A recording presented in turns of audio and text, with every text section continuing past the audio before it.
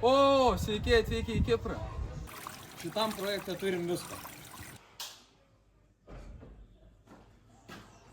Vai, Kenis.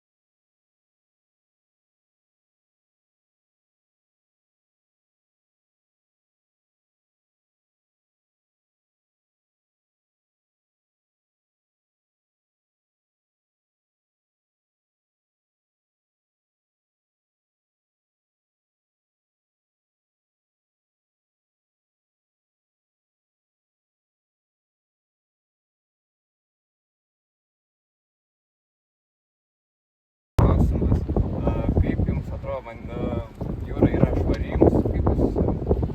Kaip turistam. Kaip turistam ar švari? Kadangi mes dar tik pirmą dieną, tai nelabai ir susipažinom dar su šitą jūrą. Bet kiek yra tekę būti prie Viduržemio jūros, šiaip labai daug tų šiukšlių kaip ir nepastebėjom. Ir tada antras klausimas, ar jums atrodo, kad turistai prisideda prie apskritai šiukšlinimą kažkokiuose šalyse tokiuose, ar ne? Aš manau, kad tikrai labai netgi didelė dalim dasideda prie šito šiukšlinimo turistai. Tai labai ačiū. Prašau. Tai ar jums labai atrodo švari jūra? Atrodo švari. Nėra džiunglių, nėra žolių, bet trūksta vietų tinkamų maudytis, nes visur akmenys. O kaip ar paplūdimiai švarūs? Kai kurie švarūs, bet ne visi. Yra kurie užnešti iš jūros tokiais žolėm, geltonėltelėm.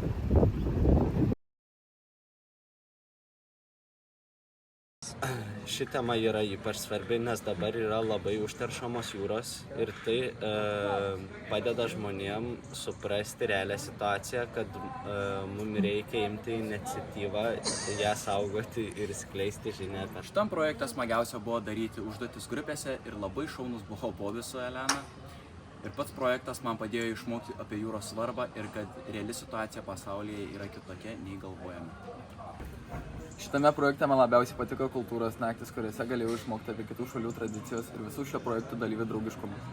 Erasmus projekte apie jūros taršą svarbus, nes ugdo sąmoningumą apie aplinkos apsaugą, skatina atsakingą gamtos išteklių naudojimą ir tarptautinį bendradarbiavimą dėl tvarios ateities. Tai man labiausiai šiame projekte patiko viskas. Visi dalyviai itin draugiški, džiaugiuosi savo komandos darbu ir prisidėjimu užduotyse. Labiausiai patiko išvyka į Pafosą. O šio projekto tema ir svarbumas pamokė apie jūrų saugą ir paplūdimių nešiukšlinimą. Ir manau, kad tai buvo itin svarbu mūsų kartai, nes tik mes galim pakeisti ateitį. Man patiko visos veiklos, kad visos šalys kiekvieną dieną gauna darbą. Taip visi prisidedame prie projekto, ryte patiko energizeriai, padėjo atsikelti, gauti energijos bei nuteikdavo gerą nuotaiką likusiai dienai. Labai patiko, kad visi labai draugiški, malonus ir su visais įmanoma rasti bendrą temą. Erasmus projektai apie jūros taršą yra svarbus, nes jie skatina jaunimą ir visuomenę suprasti taršos poveikį jūroms bei mokytis, kaip išsaugoti tvarią aplinką. Taip pat tai stiprina atsakingą požiūrį į gamtą.